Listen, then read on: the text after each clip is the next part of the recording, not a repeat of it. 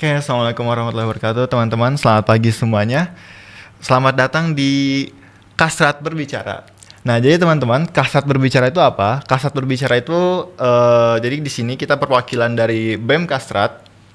Kita di sini bakal ngebahas tentang seputar isu-isu kesehatan terkini. Entah itu politik, entah itu bisa juga kebijakan-kebijakan gitu kan ya, yang ada kaitannya juga dengan kesehatan-kesehatan. Nah, kali ini kita kedatangan tamu spesial nih. Itu Dr. Nova. Beliau ini merupakan spesialis bedah plastik dan juga estetika seperti itu. Nggih, dokter? Iya, tapi saya nggak ngerjain estetik, jadi saya nggak ngerjain rekonstruksi estetik. saja. Oh, rekonstruksi dan estetika. Oh, gitu. Seperti itu, teman-teman. Nah, namun teman-teman, beliau ini akhir-akhir ini karena ada juga kebijakan-kebijakan yang terbaru nih, dokter. Nah, beliau juga cukup vokal di Instagram, teman-teman, mengenai kebijakan ini dan yang cukup menarik perhatian kami, terutama para anak-anak BEM gitu kan ya, untuk mengajak diskusi dengan beliau seperti itu. Karena kebetulan kami juga membahas kajian-kajian tersebut dan kayaknya kita cukup klop ya, kayak cukup sependapat ya untuk mengenai seide kayaknya. Cuman kita ulik-ulik lagi kayak gitu. Di sini, dokter, kebijakan yang terakhir ini yang paling hype ini, dokter, sebenarnya ada banyak, dokter. Banyak. Dan ini, dokter, dalam waktu dekat gitu, dokter. Iya, kayak seolah-olah mereka tuh Kemenkes ini kayak dikejar gitu, dokter, kayak pingin sesuatu gitu secara cepat gitu, dokter. Menurut dokter gimana, dokter? Iya, memang sih sebenarnya tujuan akhirnya mungkin baik ya, semua ingin reformasi di bidang kesehatan. Cuman menurut saya mungkin caranya, tapi ya terkait lagi kembali dengan latar belakang beliau yang bukan dokter ya, mohon maaf. Bener.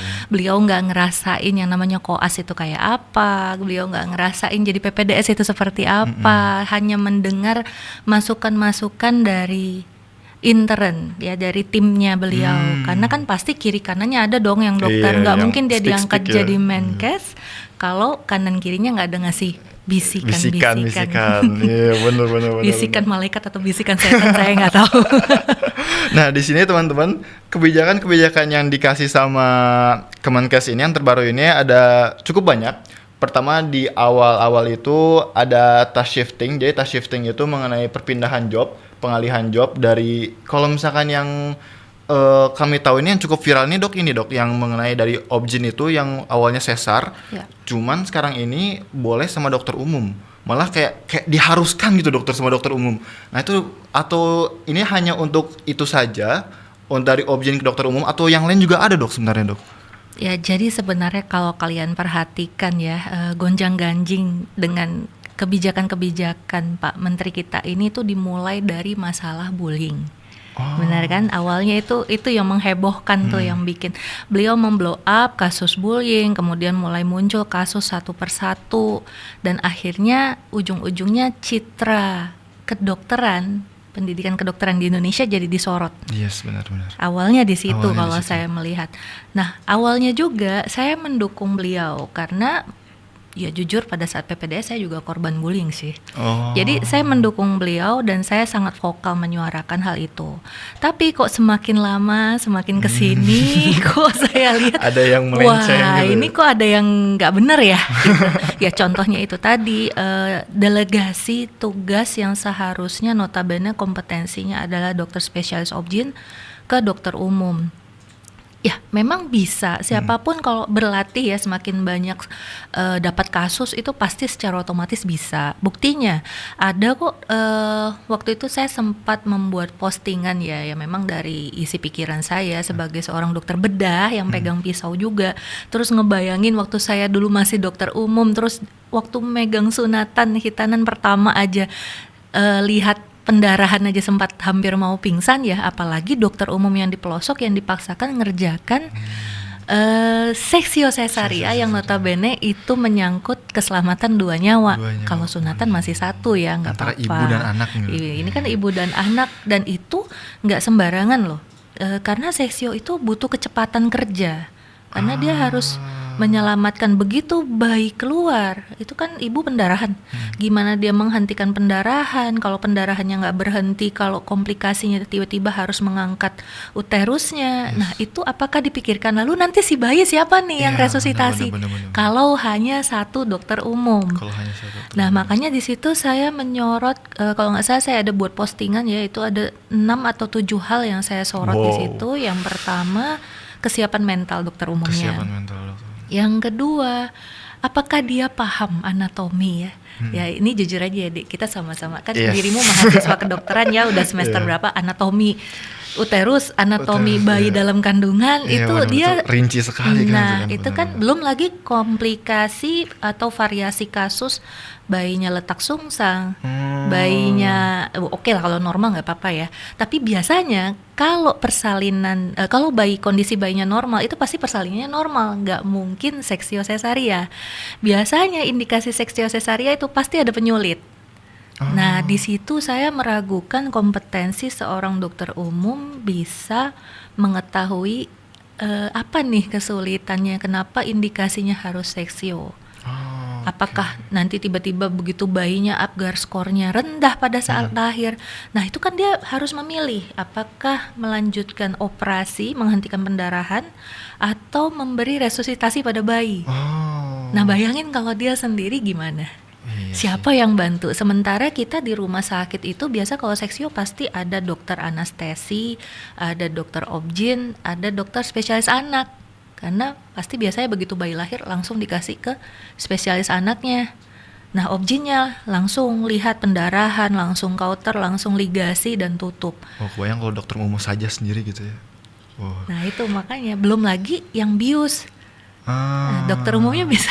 Iya, Nah, itu betul. jadi ada banyak komponen di sini yang saya sorot yang saya rasa tidak layak untuk mendelegasikan tugas seorang dokter spesialis obgyn kepada dokter umum, apalagi di daerah pelosok. Daerah pelosok ya. Belum lagi masalah keterbatasan bank darah, kalau ada pendarahan apakah bisa mencari darah di situ, belum lagi keterbatasan fasilitas dan lain-lain.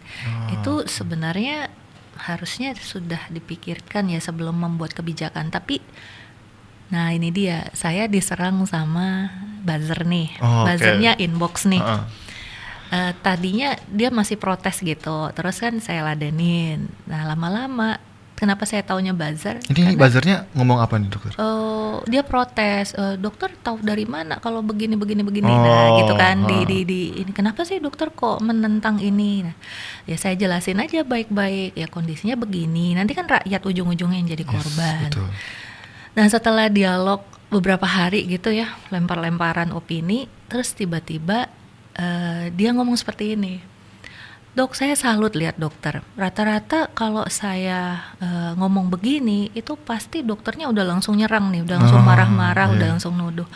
Tapi enak diskusi sama dokter. Sebenarnya dok, nah dia buka nih rahasianya, makanya saya tahu dia buzzer. Sebenarnya itu masih wacana. Sebenarnya itu masih wacana dari Kemenkes, belum ditetapkan. Nah, terus saya mikir dong, loh Bapak tahu dari mana? Kan logikanya nih pasti orang dalam. Pasti orang dalam ya, benar-benar. Bener. Sampai tahu kalau ini hanya wacana gitu kan. Kok dia tahu bisa bilang ke saya kalau itu baru wacana. Dia rupanya melihat postingan saya yang viral yang tentang dokter obgyn delegasi itu kan. Makanya mungkin dia nginbox gitu. Makanya wah Terus akhirnya ya udah, masih wacana, kenapa diviralkan begini gitu. Tapi nggak apa-apa deh, bagus kalau masih wacana. Bapak tolong dong, saya minta tolong nih postingan saya disampaikan aja ke beliaunya, siapa tahu bisa jadi bahan pertimbangan. Ya, benar-benar. Tapi dokter kalau misalkan anggaplah kalau misalkan saya jadi buzzer gitu dok, misalkan saya kebetulan saya juga anak FK juga dok. Kalau misalkan saya mikirnya kayak gini dok, kenapa nggak dipaksain aja gitu kompetensinya tuh buat dokter umum gitu. Jadi ntar di kurikulum dokter umum itu ntar ada untuk ini gitu dok. Nah itu kenapa dok nggak bisa sampai dokter tuh menentang gitu dok? Sekarang gini, saya tanya ke kalian aja deh mahasiswa kedokteran yang bakal dilantik jadi dokter umum, benar ya? Dengan kurikulum yang ada sekarang, burnout nggak? Burnout ya. Sekarang, apalagi mau ditambah. Iya benar. Nah itu Apalagi kan sih. ada kurikulum baru yang 3,5 tahun itu kan. Nah Dok? itu Wah, adik-adik tambah- kelas kalian tuh kasihan tuh. Sudah mulai panas ya. Semester 2 aja udah mulai udah mendidih iya, otaknya. bener-bener. Gitu. Kayaknya baru awal-awal dengerin 3,5 tahun kurikulumnya, aduh udah. Karena dipadatkan kan, Iya, mau nggak bener-bener, mau. Nah bener-bener. gimana lagi itu kualitas Iya, tamatannya itu yang saya Iya, khawatirkan. iya, bener-bener. Jadi ya sebenarnya boleh kalau memang mau didelegasikan, tapi caranya mungkin nggak langsung ujuk-ujuk, ya dokter umum suruh ngerjain, nggak. Kalau saya lebih menyarankan kemarin, bagaimana kalau bekerja sama daerah terpencil ini, pemerintah daerahnya bekerja sama dengan prodi spesialis objin. Oke. Jadi yang chief resident yang lagi ngambil PPDS Objin tapi sudah chief dikirim ke daerah Oh, terpencil. Nah itu tapi kan memang sudah paling PPDS gitu tidak ya? mereka sudah punya skill, mereka sudah punya pengalaman, sudah chief loh ya. Itu kan sudah tertinggi tuh, bentar lagi udah mau jadi SPOG, Udah jadi tinggal SPOG. legalitas Bener, aja bener, kan. bener. Nah sebaiknya yang itu tuh yang dikirim gitu, iya, istilahnya kayak WKDS lah, wajib kerja dokter spesialis, atau misalnya yang masih chief resident kayak ada stase luarnya. Yang mungkin itu jadi syarat wajib untuk jadi SPOG-nya gitu mungkin, Dok, ya? Nah Gitu. itu saya rasa masih lebih safe Iya buat sih, pasien bener-bener. dibandingin kalau dokter umum yang sama sekali belum pernah megang kasus, variasi kasus apa nggak tahu, itu tuh kayaknya risky banget deh. Kayak saya hacking aja itu takut ya.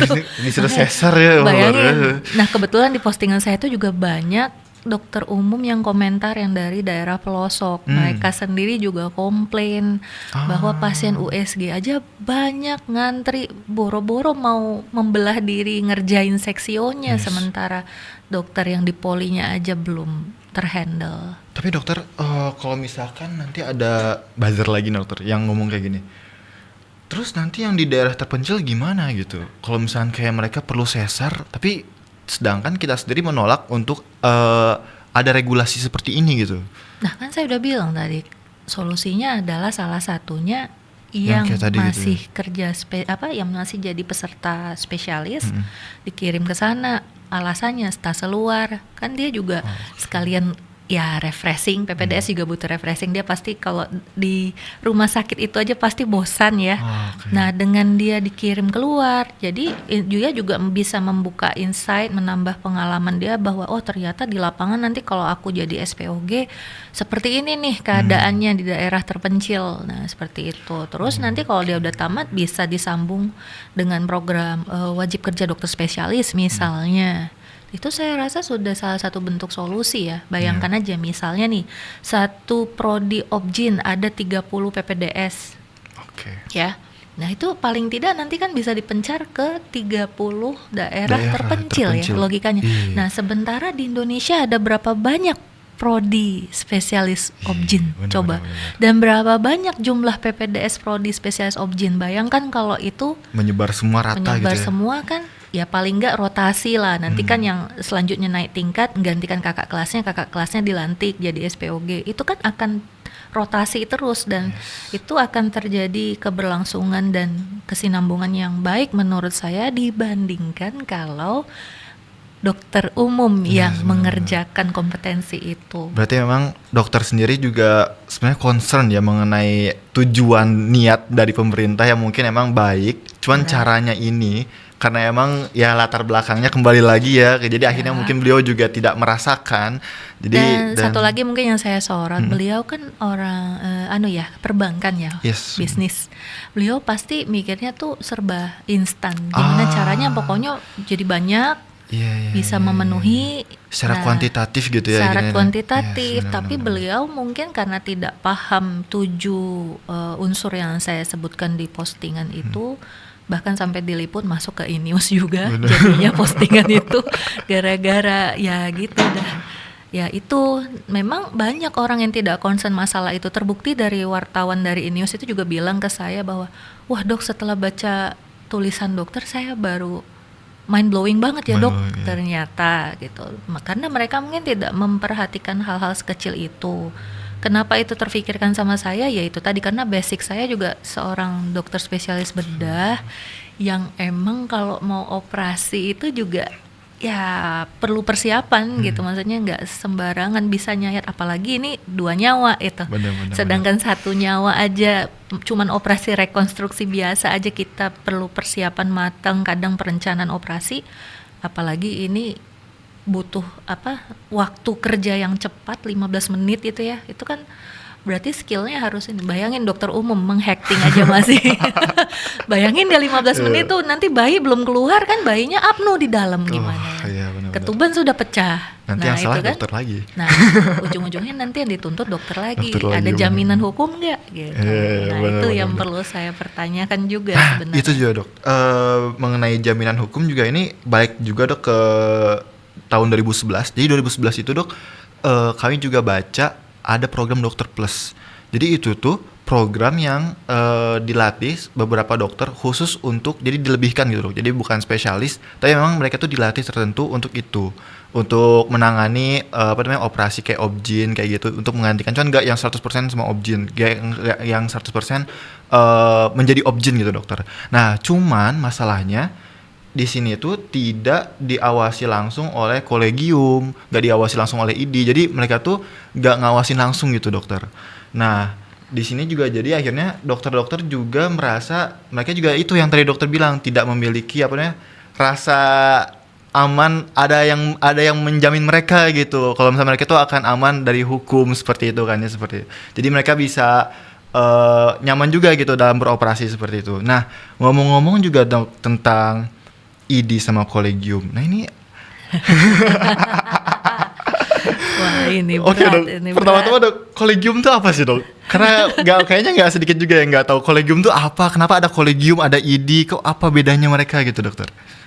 Kolegium itu, nah ini saya juga masih mencerna ya. Ada juga buzzer, termasuk buzzer itu juga pertanyaannya sama, apa yang dokter tahu tentang masalah kolegium dengan ID. Nah itu juga, kolegium itu setahu saya memang dia kan langsung ke pemerintah ya pertanggungjawabannya, dan katanya nih kabarnya sekarang orang-orang kolegium itu ditunjuk oleh Menkes. Padahal seharusnya kolegium itu setahu saya harusnya independen. Tidak dipengaruhi oleh apapun karena dia mengawasi. Nah, kalau logikanya sekarang sudah diambil alih oleh beliau, ini nanti podcastnya nyampe nggak? Gak apa-apa dok, nanti kita ya logikanya ini ya, kalau sudah diambil alih sama Kemenkes, otomatis kan orang-orangnya tidak anggaplah pilihan. ya maksudnya pasti ada keberpihakan dan itu tidak netral lagi. Iya, ada sementara birokrasinya fungsinya gitu. kolegium ini mengawasi keseluruhan. Makanya ID class sama kolegium, karena yang satu memang benar-benar dari kedokteran, yang tahu sistem kedokteran kita dari mulai awal yang katanya feodal itu, dibentrokin sama si kolegium yang terbaru ini. Kabarnya orang-orangnya adalah pilihan dari Kemenkes, bukan dari usulan masing-masing prodi, bukan prodi, masing-masing kayak dari perwakilan dokter-dokter gitu. Iya, jadi kayak kalau bedah tulang ada Praboy, bedah plastik ada Prapi, bukan usulan dari masing-masing perhimpunan spesialis. Ada kemarin ditanya memang beberapa usulan nama gitu ya, tapi tetap pada akhirnya yang milih. Iya, 3 besar itu seingat saya akhirnya tuh yang milih tuh Kemenkes. Iya, jadi bukan yang diusulkan oleh kolegium, bukan yang diusulkan oleh perhimpunan yang dipilih. Iya. Sebenarnya memang di situ concernnya tuh adalah kita takutnya di ranah akademis ini ada percampuran politik itu ya dokter ya. Betul. Dan itu sangat riskan. Dan itu sudah kelihatan. Ini bukan ramalan sih sebenarnya, tapi kalau saya melihat ujung-ujungnya nih sepertinya akan ada proyek, nggak tahu proyek pemerintah atau oknum-oknum yang ingin memasukkan dokter dari luar negeri ke sini. Tapi ya ini kita dibenturin dulu satu sama lain, jadi kita diadu domba, citra kita dibuat jelek, gitu. Kepercayaan masyarakat dibuat menurun.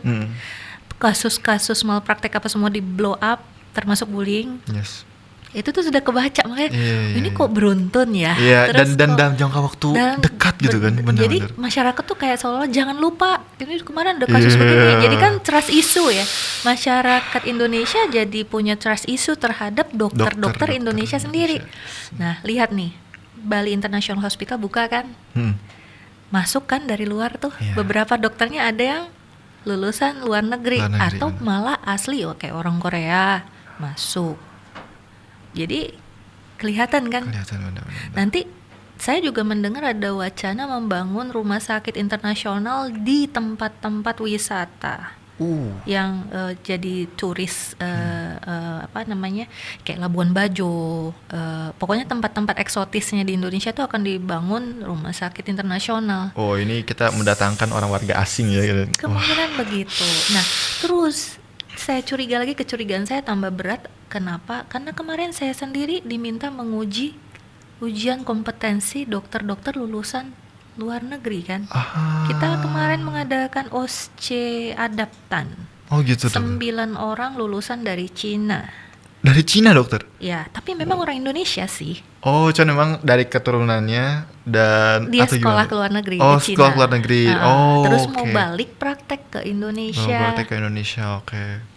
Nah, sampai di sini kelihatan nggak sih polanya gitu? Iya, harusnya Kalau teman-teman saya nggak ngeliat ya. makanya saya sekarang mulai ribut. Biasanya kan saya nggak mau tahu, sudahlah gitu. Maksudnya, udahlah urusan ini kita urus diri sendiri, Kita yang sendiri, fokus, benar. yang bisa kita urus aja. Tapi ya itu kemudian Pada saya juga akhirnya, ya. ada membaca bahwa dalam Al-Qur'anku dikatakan haram hukumnya diam, membiarkan yang tidak benar kecuali terancam nyawa. Terus apa tuh kemarin udah saya buat postingannya juga. Jadi pokoknya kalau dia mengancam nyawa, terus dia hamba sahaya, maksudnya yang benar-benar tidak punya kuasa untuk berbicara, menulis atau mengutarakan yang benar, tapi dalam hatinya dia membenarkan bahwa itu salah. Nah, makanya sejak saat itu mikir dong, wah aku nggak bisa apatis lagi nih, karena dilarang apatis kalau sudah menyangkut hal-hal yang zolim. Kan ini Zolim, udah menzolimi masyarakat, Betul. sudah banyak jatuh korban jiwa. Yes. Jadi ya udah nggak saatnya diam gitu. Makanya mulai kemarin juga coba nulis artikel kan, ya alhamdulillah masuk di e-news, topiknya juga sama, iya. mengkritik masalah kebijakan ini. Cuman saking takutnya mungkin si wartawan sampai bilang, "Dok, mohon maaf sebelumnya ini izin saya pakai nama saya aja ya, jangan nama dokter." Jadi istilahnya bahasanya itu saya kayak yang diwawancara, tapi yang nulis oke. Oh, Oh, cuman oke. dia mengutip semua tulisan saya. Oh, biar yang biar dari dokter postingan. juga aman gitu di Iya, konteksnya. Oh, oke. gitu. Ya tetap ada orang baik guys di dunia ini guys. Ya karena udah gatal juga Gatal gitu, juga maksudnya pasti, melihat iya. kebijakan kok makin lama makin nggak Iya, karuan makin- gini ya. makin nggak Saya ini. cuman concern sama, karena saya juga dosen mahasiswa kedokteran, kan ngelihat ya ampun mahasiswa yang saya didik ini nanti nasibnya gimana Iya, gitu kan, benar, dibenturin sama orang luar. Ya ini mungkin di off aja, tapi asal kalian tahu bahwa aduh kemarin saya nguji OSCE masih jauh lebih bagus kita deh, optimis aku kalau soal itu. Oke. Kemarin juga udah gue sharing di story, tapi kan story cuma bertahan 24 jam ya, 24 jam, setelahnya ya. hilang, jadi aman.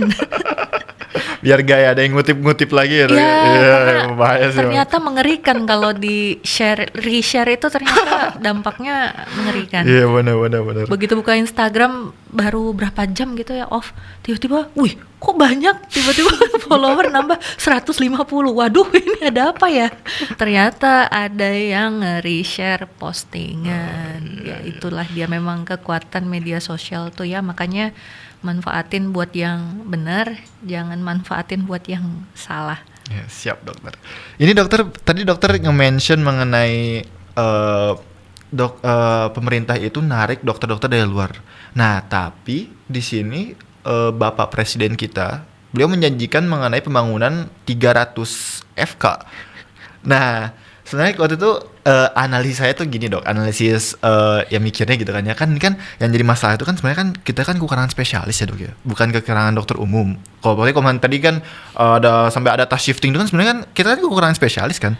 Nah kenapa ini yang dibanyakin justru FK-nya yang emang buat ngedidik dokter umum gitu dokter, bukannya emang kenapa nggak pemerintah bikin pembukaan peluang untuk FK spesialis gitu dokter, atau untuk yang spesialis-spesialis itu menurut dokter gimana dokter? Ya menurut saya memang kebijakan itu kurang tepat sasaran ya. Tapi itu kembali lagi bisikan kanan kirinya. Karena beliau nggak turun langsung ke lapangan, beliau nggak ngelihat realitanya seperti apa, kan begitu. Jadi beliau terima laporan, oh masih kurang begini-begini. Ya logikanya ya, namanya pimpinan terima laporan kan dia pasti mikir, oh ya percepat buka. Iya, benar. Nah sementara sebenarnya kalau saya bilang masalah utama kita itu adalah di distribusi penyebaran dokternya, Distribusi penyebaran bukan dokternya. jumlahnya. Oke. Coba bayangin sekarang kalian tamat, pasti semua pada pengen hidupnya di kota besar, nggak ada yang mau melipir bener di di pedalaman terpencil gitu kan sana. ya. Nah, Jarang banget gitu. jarang kan. banget. Jadi masalahnya di situ.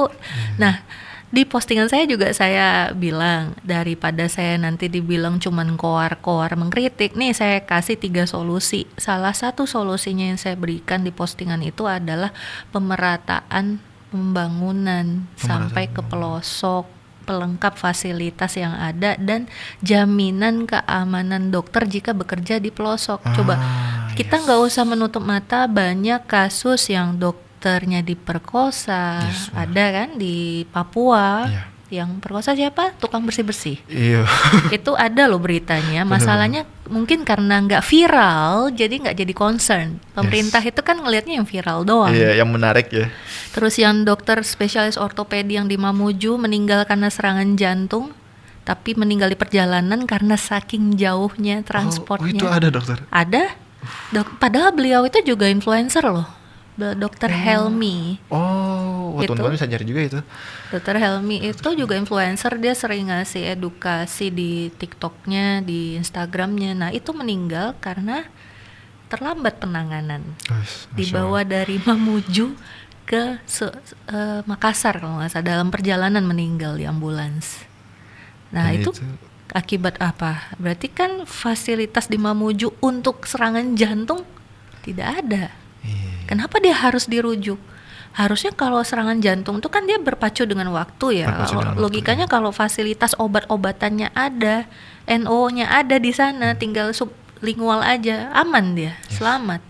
Tapi ini karena nggak ada, dia harus dibawa, dirujuk jauh-jauh, ya keburu nggak ketolong di jalan meninggal. Nah hal-hal seperti itu apa ada dipikirkan oleh pemerintah? Enggak, karena nggak viral kasusnya. Itu masalahnya di Indonesia ini baru bergerak justice is virality gitu. Justice is virality, benar-benar. Ya kan, kalau nggak viral, kalau nggak viral nggak akan gerak ya. Makanya. Ya, banyak sih kasus kayak gitu ya. Ya sih benar sih. Jadi saya ngelihatnya sih itu kebijakan yang kurang tepat sasaran. Ya kalau ngelihat ya, sorry saya bukan orang politik, tapi saya ngamatin. Dan itu sangat-sangat, aduh sayang, sangat disayangkan. Kalau saya jadi masyarakat umum pun gitu yang nggak ngerti apa-apa, saya ngebayangin gitu kan ya 300 FK bakal kayaknya emang menggiurkan gitu terlihatnya dokter, jujur saja dok. Jangan-jangan yang ngasih bisikan itu adalah orang-orang yang punya proyek di situ. Ya kan kalau bisa jadi FK juga. Kan cuan. Iya. Ujung-ujungnya kan bener. Masalahnya tanpa melihat ya itu tepat sasaran apa enggak. FK ini kan sekarang dibuat ladang bisnis. Kebijakan yang ada dari Kemenkes tadi udah ada mengenai task shifting. Oh iya dokter, saya mau nanya juga, task shifting ini untuk yang objin ke untuk dari objin ke dokter umum aja mengenai yang sesar, atau yang lain juga ada dokter? Kayak mungkin anestesi gitu dokter? Sejauh ini yang sangat mencolok kebijakannya adalah yang sesar objin sesar. Karena kalau anestesi kayaknya belum ada. Tapi berarti tidak menutup kemungkinan juga berarti kalau misalnya itu akhirnya ada. Mungkin mereka nggak paham kalau seksio itu butuh dokter anestesi, makanya nggak ada tuh job task shiftingnya. Ya karena kan Iya sih, iya juga Logikanya sih. itu 3 peranan dokter spesialis loh, spesialis anak, obgyn, dan anestesi. Iya, Apa bener mau bener. dirangkap sama dokter umum Betul, semua? iya bener-bener. Terus Sama siapa objin yang sendiri aja bius? nggak mungkin gitu ya. Makanya, apa dia mikir biusnya lokal kali ya, disuntik aja terus saya gitu. Ya nggak gitu. Makanya saya bilang ya mungkin ya itu tadi kembali ke Al-Quran dan hadis, kan ada yang mengatakan bahwa pemimpin itu harus menguasai bidangnya kan. Bidangnya, Jangan bener. sampai dipimpin oleh orang yang tidak menguasai apa yang dia pimpin. Ya ini dia Iya. tinggal menunggu kehancuran. Benar-benar. Ya ini salah satu dari cerminan dari apa yang sudah Allah katakan ya. Dan ya terlihat gitu.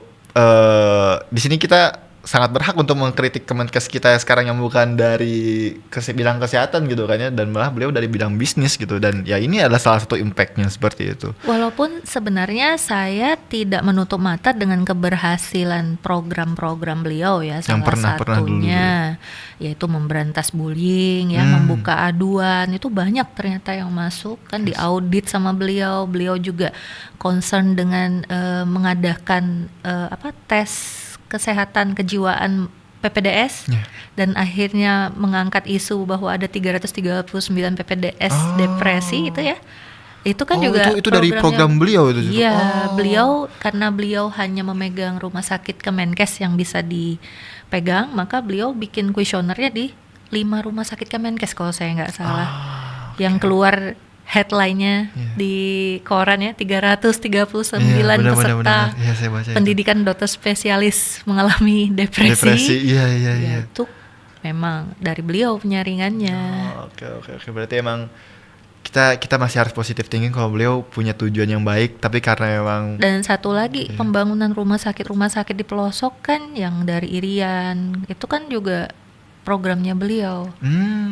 Di kemarin saya sempat bakti sosial di rumah sakit Kemenkesnya di Kupang ya, Ben Boy itu, udah bagus sekarang, beda banget memang. wow. Jadi memang nggak bisa menutup mata juga ya, bukan semua programnya negatif, tapi mungkin caranya karena mungkin ketidaktahuan beliau. Makanya di sini saya merasa sebagai ya bukan pakar sih ya, tapi boleh kan memberikan masukan. Nah, gimana caranya suaranya bisa nyampe ke Kemenkes? Ya itu tadi, no virality, no justice. Yeah. We hope this is going to be viral ya.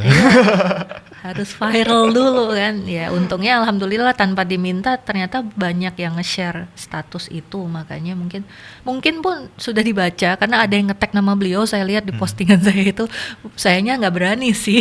Cuma Kemarin ada waktu yang itu nge-tag. juga saya tuh sempat ikut forum online gitu dokter. Itu tuh isinya tuh para ID, dokter-dokter yang ada di ID sama yang di kolegium, itu mereka tuh lagi berdiskusi gitu dokter, berdiskusi, dan memang mereka tuh semua sepakat gitu mengenai arah mereka tuh pingin kemana, dan mereka tuh emang setuju kalau kan ini tuh seharusnya ditiadakan seperti itu, yang mengenai task shifting tadi itu dokter. Ya sebenarnya kan solusinya udah dikasih, yaitu tadi biar lebih aman, nggak membahayakan ibu dan anak. Ya yang chief resident itu tadi dirotasikan ke stase luar, makanya pemerintah daerahnya harus minta ke program studi obgyn yang paling dekat dari daerah itu. Kan bukannya program studi obgyn tuh kan sudah banyak di Indonesia, nggak kayak bedah plastik yang baru 5. Jadi harusnya hampir setiap provinsi kayaknya di universitasnya ada buka obgyn. program studi obgyn kok. Emang itu Jadi sangat harusnya urgent sih. nah Obgyn jadi tuh. harusnya bisa kalau terdistribusi, maksudnya job desk-nya itu Terregulasi dengan baik. benar-benar gitu. diregulasikan dengan baik, harusnya bisa. Nggak harus dokter umumnya dipaksakan untuk ngambil resiko sebesar itu. Iya, benar-benar. Karena bisa jadi amukan massa tuh. Apalagi kalau dia misalnya ya maaf cakap ya, komplikasi yang paling mengerikan kalau seksio itu kan pendarahan yang nggak berhenti, uterus bleeding itu. Nah itu kalau nggak berhenti kan harus angkat rahim. Nah coba dokter umum bisa nggak ngerjain angkat rahim? Itu sudah kompetensinya obgyn atau dokter bedah. Nggak bisa sembarang. Nanti apa yang delegasi? Nah itu yang nggak kebayang sama saya. Gila kalau dikerjain dokter umum terus tiba-tiba komplikasi bleeding nggak berhenti, dia harus angkat rahim. Apa dia bisa melakukan? Bayangin nih perut udah kebuka, nggak mungkin dia tiba-tiba urgent konsulsito, nggak mungkin kan. Iya, Dokter iya, objennya naik pesawat nunggu berapa lama, bleeding udah mati deh pasiennya. Ya dokter umum buat hitan aja sirkumsisi ada komplikasi bleeding ya bingung juga kadang kita juga kan, apalagi ini gitu yang taruhannya 2 nyawa Dua tadi ya nyawa. dokter ya. Nah itu yang saya rasa kebijakannya perlu dikaji ulang sih. Ya benar. Dan semoga ya itu tadi koar-koarnya kita nyampe lah. Tapi kan katanya, kata buzzer itu aku masih catat kok, itu masih ada di inbox juga, masih wacana. Masih wacana. Jadi ya sudah, nggak usah dibahas kalau masih wacana. Tapi ya kok sudah viral Sudah gitu loh, viral, yang iya. saya heran kan, mau cek ombak tah. Kayak emang pemerintah ini sering cek Ya ombak kan, kayaknya ya, kayaknya Bang. sering cek ombak loh. Iya, emang Lihat benar-benar. gimana responnya masyarakat, Iya. gimana responnya perhimpunan-perhimpunan spesialis ini dengan kebijakannya. Nah begitu banyak yang menghujat kan, tenam nih sekarang udah nggak ada Udah nggak ada ini baunya lagi kan, udah nggak ada ada kabarnya lagi nih, tarik ke depannya ya. gimana. Iya pasti benar sih. Oh, aduh. Tapi dokter kalau misalkan mungkin sebagai kesimpulan juga nih dokter, dari tadi tuh ada task shifting, terus ada kolegium dan ID, terus tuh ada di satu sisi pemerintah juga yang dari Bapak Presiden ini ingin buka 300 FK, terus tuh tadi juga dokter juga cerita mengenai banyak dokter-dokter yang dari luar itu justru malah dimasukin ke dalam, sedangkan dokter kita tidak diperbaiki kualitasnya dan ditingkatkan distribusinya seperti itu. Nah ini sebenarnya apa tujuan dari pemerintah secara mengerti itu sebenarnya apa sih dokter, tujuannya tuh apa sih gitu? Saya kan bukan Tuhan, nggak bisa saya nebak apa yang ada di dalam Kira-kira kepalanya. dokter, kira-kira mungkin pemerintah atau mungkin Kemenkes tuh pingin apa gitu dari Indonesia secara umum tuh apa gitu dokter? Kalau masalah task shifting tadi ya, kalau memang misalnya dokter umum disuruh gantikan persalinan normal, saya rasa masih wajar. Masih wajar. Karena pada saat koas mereka juga latihan itu. Tapi catat persalinan normal tanpa komplikasi. Tanpa komplikasi. Ya, kalau ada komplikasi itu sudah naik level harusnya yang mengerjakan, karena sudah bukan kompetensinya dokter umum. Jadi dokter umum itu catat dah yang normal-normal aja. Tapi kalau sudah yang komplikasi itu harusnya ke level spesialis. Nah terus masalah ini ya berat sebenarnya ngomongnya. Dulu kalian masih ingat nggak ada digaung-gaungkan era AFTA 2025? Era AFTA. Ini udah 2025 loh. Oh nggak tahu dokter. Lupa ya. Era AFTA Coba nanti cek AFTA 2025 itu sejak tahun 2020 itu sudah digaungkan. Itu adalah era pasar bebas. Persaingan bebas di mana semua tenaga kerja dari luar boleh invasi ke Indonesia. Begitu juga katanya yang dari Indonesia juga boleh invasi keluar. Tapi ya ini kualitasnya kan ya ini kayaknya udah mulai, kalau saya ngelihat ini gerbangnya udah mulai dibuka. Terbukti dengan adanya rumah sakit internasional ya. Ya sorry to say, tapi kok saya melihat semakin kesini kayaknya arahnya semakin ke sana. Kita mau dilaga nih sama dokter-dokter luar. Ya buktinya tuh yang lulusan dari luar ya memang dia orang Indonesia sih. Mau masuk kan, uji OSCE adaptan ini baru pertama kali loh diadakan tahun ini. Oh gitu dokter. Kemarin, dan kita dapat kehormatan tuh suruh nguji mereka. Makanya aku kemarin tuh sebenarnya nggak bisa kan, waktu diundang juga TBM dalam SAM bersamaan, tapi gue tolak. Tapi gara-gara mendadak diminta jadi penguji OSCE adaptan, wah ini nggak bener nih, gue harus ikut gitu. Karena pengen tahu gitu kan, gimana sih. Nah setiap peserta itu kan saya tanyain dari mana, universitas mana, negara mana. Ya kelihatannya arah-arahnya semakin kesini ya semakin kesana. Tunggu dokter, tadi dokter bilang baru dibuka tahun ini ya maksudnya. Iya. Berarti yang tahun-tahun sebelum Belum itu ada, belum pernah dan ada. mereka berarti sudah mulai praktik di Indonesia, tapi mereka nggak ada adaptasi OSCE-nya kayak gitu. Itu kan ilegal ya. Oh berarti itu ilegal. Ilegal. Nah, yang saya khawatirkan, kalian pernah lihat nggak kalau buka Instagram itu kan ada klinik dokter dari Korea, dokter kecantikan ngumpulin di klinik ini. Promo kan? Nah itu sebenarnya kalau saya bilang itu ilegal. Jatuhnya berarti ilegal ya? Ilegal karena mereka ngumpulin pasien dari Indonesia dibawa ke sana, dikerjakan di sana, dipulangin lagi ke Indonesia tanpa peduli apa komplikasinya. Nah, nanti giliran komplikasi itu dokter-dokter Indonesia yang babak belur nanganin. Karena saya punya banyak tuh kasus bedah plastik tuh yang paling sering. Karena kan operasi kecantikan. Jadi mereka kayak ngadakan talk show, mereka bikin iklan di Instagram, nanti yang ikut akan diarahkan untuk menjalani operasi ke Korea. Atau bahkan ada yang dokternya dipanggil ke sini, dikerjakan secara ilegal di klinik kecantikan. Tapi begitu komplikasi, dokter Koreanya kan udah balik nih pulang. Ya nggak mau tahu deh. Tapi ini ini kan ilegal nih dok nih. Bener. Ini pemerintah tidak ada yang menindaklanjuti ini. Itu lucunya. Saya taunya ilegal kenapa? Karena kan kita ada perhimpunan bedah plastik ya, terapi. Nah itu ada tuh yang nge-share. Ada iklan seperti ini di Surabaya. Coba cek. Nah perapi Surabayanya kan langsung nelfon tuh. Ini ilegal, nggak ada izin kita gitu. Jadi memang sudah mulai invasi pelan-pelan. Dan itu bukan hanya di Surabaya saja. Ya, Jakarta, kota-kota besar Kota-kota dah. besar Mereka sudah terutama mulai ya. ngumpulin pasien dari Indonesia karena mereka melihat Indonesia ini pangsa pasarnya besar. Iya, mereka yang pengen operasi-operasi. Terus mengenai ceras masyarakatnya lebih ceras sama dokter luar negeri, terlepas dari kompetensi mereka yang apakah abal-abal ya, atau tidak karena gitu. pasti kenapa mereka nggak praktek aja di negara mereka, kan gajinya lebih besar, logikanya nih. Benar-benar. Berarti yang mencari pasien ke sini adalah mereka yang nggak laku kan di negaranya. Tanda tanya dong, kenapa? Berarti sampah kan. Iya, berarti mereka. Saya kemarin di story UKM PBD itu bilang dokter sampah tuh, saya ada yang ada yang komen netizen, tapi kan saya buka Q&A-nya anonim ya, jadi saya nggak tahu siapa yang ngirim. Dok, rasanya nggak etis kalau dokter bilang mereka itu produk sampah. Terus saya jelasin, oh mohon maaf, maksud saya bukan dokter Indonesia yang sekolah di luar negeri yang mau balik ke negaranya itu yang sampah.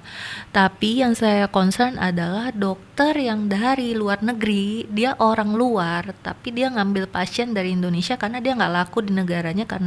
Kenapa? Karena dia kompetensinya kalah dengan yang ada di negaranya, makanya dia mencari pangsa pasar di Indonesia. Apalagi orang Indonesia kalau udah katanya dokter luar negeri tuh gimana gitu. Iya, mikirnya kan? tuh iya sih kita Trust ini isunya banget, itu yang juga perlu diperbaiki. Nah, salah satu yang saya anggap pemerintah ini atau Menkes kita nih blundernya adalah dengan dia mengangkat isu-isu negatif ini, dia kan akan membuat trust kepercayaan masyarakat makin turun lagi sama dokter kita. Nah, itu tuh gimana coba? Iya, itu tuh dari berkesinambungan jadinya. Aku jadi itulah ada sebab ada akibat kan. Benar sih, benar. Makanya Dan berarti tapi dokter-dokter yang dari luar ini mereka ini sama kayak kita nggak, maksudnya kayak kita kan diarahin nih ke tempat terpencil, atau mereka justru malah spesialkan ini dok? Kalau kamu baca postingan saya yang mengkritik itu tadi, itu di solusi ketiga ada saya sebutkan boleh impor dokter dari luar negeri, tapi harus adil. Maksudnya dia harus ke pelosok dong gitu. Juga, gitu iya, ya, harus rela ditempatkan di pelosok. Ini enggak, kebalikannya kan justru mereka ditempatin di kota-kota besar, dokter lokal kita yang dipaksa ke pelosok kan. Iya, jadi tempatnya dokter kita yang harusnya di kota besar tuh diambil alih sama mereka, dokter kita kegencet pada akhirnya ke pinggiran. Nah itu apa namanya? Di situ saya sudah ngelihat, wah ini udah nggak bener ini. Ini sudah mulai, ya memang kita mau ya sama-sama nalar deh. Saya nggak mau nyebutin soalnya terlalu kejam kayaknya. Karena emang sampai dianakmaskan seperti itu sangat tidak adil sih gitu. Betul, rumah sakit internasional loh. Iya, makanya. Orang luar semua isinya. Atau setidaknya kalaupun ada orang Indonesia tuh mukanya yang kebule-bulean lah, ke Arab-Araban lah. Ya saya belum cek sih, tapi salah satu teman saya tuh kerja di rumah sakit BIH itu tadi, Bali International Hospital. Dan dari situ saya tahu ada beberapa tuh memang dokter dari Korea asli diimpor, ada yang dari Malaysia, ada ya. Itu dokter-dokter yang udah ada di rumah sakit, berarti itu dari udah beberapa tahun yang lalu itu dokter? Itu kan grand desainnya, grand planningnya memang Oh, masih grand planning. udah jadi. Oh, udah jadi. Iya, tapi saya udah pernah dengar itu grand planningnya dari Oh. 2 tahun yang lalu kalau nggak salah, dan ternyata sekarang benar realisasinya Benar tadi ya. seperti itu. Oh, iya. Nah, bayangin kalau grand planning yang sekarang saya dengar katanya di Labuan Bajo, terus di mana lagi mau dibuka international hospital seperti itu, gerbang masuknya bukan? Iya, benar sih, benar. Sedangkan yang di daerah-daerah terpencil justru menjadi lebih seolah-olah jadi beban kita gitu. Iya. Jadi sebenarnya bukan distribusi ya yang dibuat merata, tapi kita yang lama-lama digencet ke pinggiran kalau saya bilang. Iya, benar sih. Akan benar. seperti itu. Kenapa? Ya mungkin devisa masuknya lebih besar, ngimpor dokter ya. Iya. Ini aku bicara bisnis karena saya juga orang bisnis ya. Jadi Oke. semakin kesini semakin kelihatan arahnya. Negara ini pelan-pelan mau dijual. Iya. Ya gitu deh. Iya, tapi emang benar sih Singkatnya. kalau ada singkatnya ya. Singkatnya adalah Iya. negara ini pelan-pelan mau dijual, digadein. Huh. Berat nih, makanya kalian yang generasi muda ini saya harapkan lebih kritis untuk menerima berita dari luar ya. Dianalisis dulu nih arahnya kemana, karena saya udah ngelihat itu dari tahun 2000 sejak COVID. Itu udah kelihatan sama saya. Wah, ini. Ada apa dok dengan COVID ini dok? Regulasi seperti Udah jelas kan? Semakin kebuka kan sekarang COVID asalnya dari mana? Oke. Memang dibuat di Wuhan, tapi Iya. ternyata pas diinvestigasi asal virusnya aslinya dari Amerika. Dari Amerika. Nah, jelas di situ. Udah jelas dah di situ apa yang katanya grand design bakal ada yang apa? Iya, nanti dunia ini akan dikuasai satu entitas. Nah, itulah dia. One world government itu ya. Ya, itu dia. Oh, Kayaknya diarahkan ke sana, semua Indonesia juga akan diarahkan. Jadi pemerintahnya sekarang mau ditarik nih. Nah, kayak gini model-modelannya orang kita, yang penting asal ada cuan ya sah lah sudah. Udah kelihatan arahnya deh. Makanya siap-siap tantangan kalian lebih berat. Nah, makanya saya di akhir story yang tentang UKM PPD itu saya bilang, kalau mereka bisa invasi ke dalam, kenapa kita nggak bisa invasi keluar? Kan gitu. Masalahnya kita mau invasi keluar, regulasinya diperketat. Sementara yang mau masuk ke dalam, regulasinya dipermudah. Itu yang terjadi. Nah, kalau kualitas kalian selama belajar di mahasiswa kedokteran kayak gini, gimana kalian mau nembus keluar? Itu yang saya sanksikan. Makanya sebenarnya bolak-balik tiap nutor, tiap skill lab itu saya nekankan, aduh cara belajar itu jangan kayak gini. Harus Karena ada yang lebih gitu ya.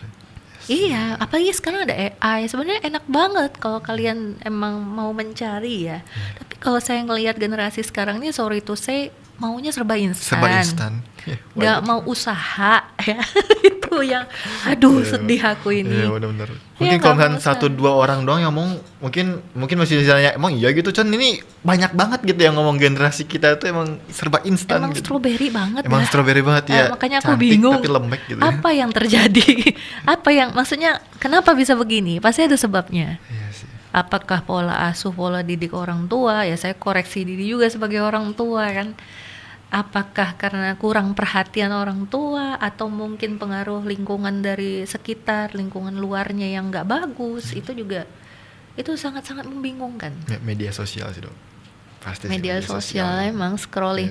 Sampai saya tanya, ada beberapa mahasiswa, "Dok, kami ini kesulitan sebenarnya fokus." Hah, kenapa? Iya, kadang teralihkan sama TikTok, lihat media sosial. Nah, itu dia memang. Ya, gimana? Ya diatur lah jam belajarnya. Nggak bisa, Dok. Godaannya terlalu berat. Kadang lagi bosan gitu langsung ini, ya udah kelamaan, Dok. Nah, itu juga dok, bahayanya juga dok mengenai berita-berita itu. Mereka itu bahkan untuk sekelas anak FK dok, teman-teman saya yang saya dengar-dengar itu, mereka itu yang harusnya mengolah sesuatu tuh dari jurnal, buku kayak gitu, Sekarang tanya AI. dari TikTok gitu, Atau AI. atau AI Ya kan gitu. udah malas deh nyari kan. Kayak mungkin mengenai tentang kedokteran gitu, cuma mengenai kayak kebijakan kayak yang kayak gini gitu loh.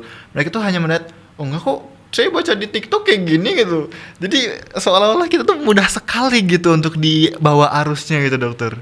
Nah, itu dia bahayanya media sosial tuh, salah satunya adalah bisa dikuasai satu orang, itu opini bisa diarahkan semua. Fitnah akhir zaman. Fitnah akhir zaman ini luar biasa. Makanya opini bisa digiring semua ke satu titik. Padahal sebenarnya kalau orang-orang yang mikir kritis, aneh ya, kok beruntun? Ya kayak tadi kamu bilang, kok beruntun gini? Pasti ada sesuatu di baliknya ya. Ya makanya saya analisa, oh ini kayaknya semua arahnya ke sana. Makanya dibuat ini, tengok aja ntar bentar lagi pasti keluar lagi berita. Bikin stres kadang baca berita itu beneran. Bikin stres, yang korupsi beras lah, korupsi apa, pupuk lah, korupsi, semua dikorupsi. Iya, Tanda tanya. Gitu ya, kurang lebih teman-teman. Karena ini sebenarnya menarik banget buat dibahas dokter, karena ini banyak banget. Dibuat part 2, part 3. Karena teman-teman ini sayang banget, dokternya habis ini juga ada operasi ya dokter ya. Iya. Jadi jam 10. Jam berapa sih? Sekarang jam 9.49 dokter. Oh, Ya, jadi emang harus segera meninggalkan tempat ini, meninggalkan forum ini. masih Dan ada lah 10 menit lagi. Aku udah bilang 10:30 sih operasinya.